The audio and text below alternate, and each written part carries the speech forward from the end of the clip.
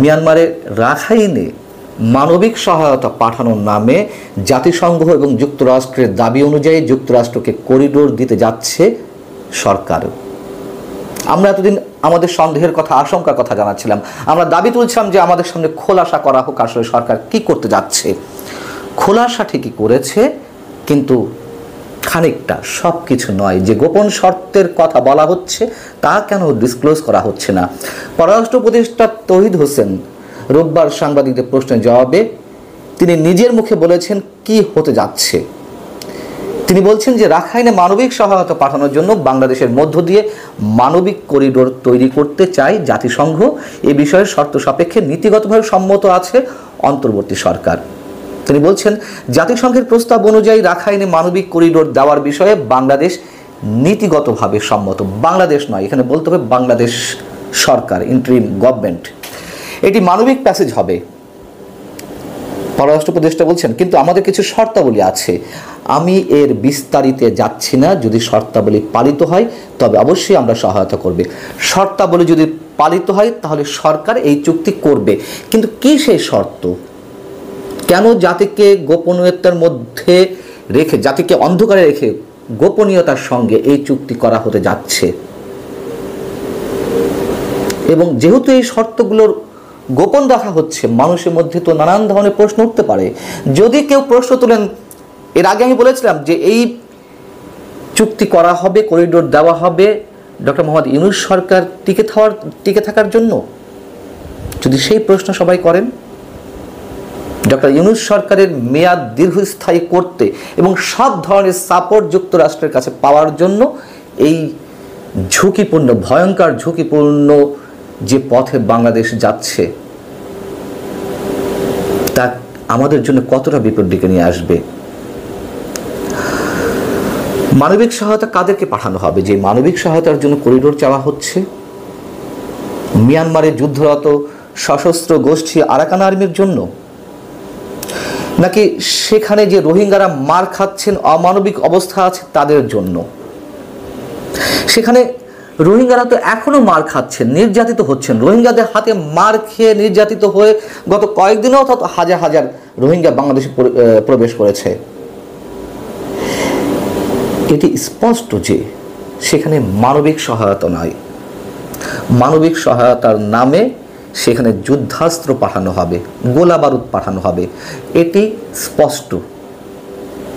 জাতিসংঘ মহাসচিব কেন এসেছিলেন? মার্কিন হাই প্রোফাইল টিমে যুক্তরাষ্ট্রের দুই উপসহকারী পররাষ্ট্রমন্ত্রী কেন এলেন? আপনাদের সামনে অনেকবার কথা বলেছি, আমাদের সন্দেহের কথা, আমাদের আশঙ্কার কথা বলেছি, এবং সেটি আস্তে আস্তে ওপেন হচ্ছে। যুক্তরাষ্ট্রের টার্গেট কি? কেন এই করিডোর চাই? জানিয়েছে আপনাদেরকে। তারা বার্মা অ্যাক্ট বাস্তবায়ন করতে চায়। সে দেশের সেনাবাহিনীকে যে $128 বিলিয়ন বাজেট দিল 2022 সালে, তার মধ্যে মিয়ানমারের সামরিক জান্তার বিরুদ্ধে যুদ্ধ করে মিয়ানমারের নিয়ন্ত্রণ পুরোটা নিয়ে সেখানে চীনের আধিপত্য ঠেকাতে চায়, এবং সেই কারণে আরাকান আর্মিকে তারা যুদ্ধাস্ত্র দিতে চায়। পররাষ্ট্র উপদেষ্টা আরও যা বলছেন, তিনি বলছেন মিয়ানমারের অভ্যন্তরীণ সংঘাত আমাদের স্বার্থের সঙ্গে সংশ্লিষ্ট, কারণ মিয়ানমারের একটি বিরাট জনগোষ্ঠী আমাদের দেশে আশ্রয় নিয়ে আছে এবং আমরা তাদের ফেরত পাঠাতে চাই। ফেরত পাঠানোর ক্ষেত্রে আমাদের যা কিছু করার প্রয়োজন সেটি আমাদের করতে হবে। আচ্ছা, কি করবে? বলা হচ্ছিল যে 1,80,000 রোহিঙ্গা পাঠানো হবে। বাংলাদেশের মানুষকে ভূগোল বোঝাচ্ছে। বিমস্টেক সম্মেলনের ফাঁকে নাকি সে দেশের পররাষ্ট্রমন্ত্রীর সঙ্গে আমাদের প্রধান উপদেষ্টার কথা হয়েছে।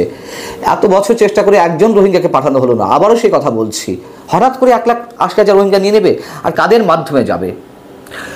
আরাকান আর্মিকে টপকিয়েতে যেতে হবে বা আরাকান আর্মির সম্মতি নিয়ে যেতে হবে। সেই আরাকান আর্মিকে নিয়েই তো আমাদের পররাষ্ট্র উপদেষ্টা কদিন আগে বললেন যে আরাকান আর্মি এখন বাংলাদেশের জন্য গলার কাটা, যেহেতু তারা নন স্টেট অ্যাক্টর হিসেবে কাজ করছে, তাদের সঙ্গে তো কোনো চুক্তি হতে পারে না। আর তাহলে মিয়ানমার সামরিক জান্তার সঙ্গে কিভাবে চুক্তি করবে? ওখান থেকে যদি যুদ্ধাস্ত্র পাঠানো হয়, যুক্তরাষ্ট্র পাঠাবে আর মিয়ানমার সরকার এটি মেনে নেবে? মানবিক সহায়তা পাঠানো হবে, মিয়ানমার সরকার এটি জানবে না, চীন জানবে না কি পাঠানো হচ্ছে? মানে বাংলাদেশের মানুষকে কি এতটাই বোকা মনে করা হচ্ছে? এবং এটাও সত্য কথা, এই যে করিডোর দেওয়া হবে যুদ্ধাস্ত্র পাঠানোর নামে, কিছু রোহিঙ্গা হয়তো আরাকান আর্মির নামে পাঠানো হবে, মানে মাধ্যমে, এবং বাংলাদেশের মানুষকে দেখানো হবে এই দেখো আমরা পাঠাচ্ছি, অন্য কেউ পারেনি, আমরা পারলাম। কিন্তু তার বিনিময়ে বাংলাদেশকে কোন বিপদের মুখে ঠেলে দেওয়া হচ্ছে? যুক্তরাষ্ট্র যুদ্ধাস্ত্র পাঠাবে, গোলা বারুদ পাঠাবে, আর বাংলাদেশের কোনো ভূমিকা থাকবে না, বাংলাদেশ প্রক্সি ওয়ারে জড়াবে না। এবং এটা তো আমরা সবাই জানি, বিশ্বের এই অঞ্চলে সবচেয়ে ভয়ঙ্কর জিওপলিটিক্যাল মাইন্ড গেম চলছে। সেখানে চারটি শক্তি জড়িত: যুক্তরাষ্ট্র, রাশিয়া, চীন, ভারত। আমি বলেছি আপনাদেরকে, নিশ্চয়ই ভারত তো হাত পা গুটিয়ে বসে থাকবে না, চীন বসে থাকবে না। এবং সে দেশে মানে মিয়ানমারের রাখাইনে যদি সত্যি যুদ্ধাস্ত্র পাঠানো হয়, সেক্ষেত্রে তো আমাদের সেনাবাহিনীকেও বিতর্কের মুখে ফেলা হবে, তাদের সহায়তা তো অবশ্যই দরকার।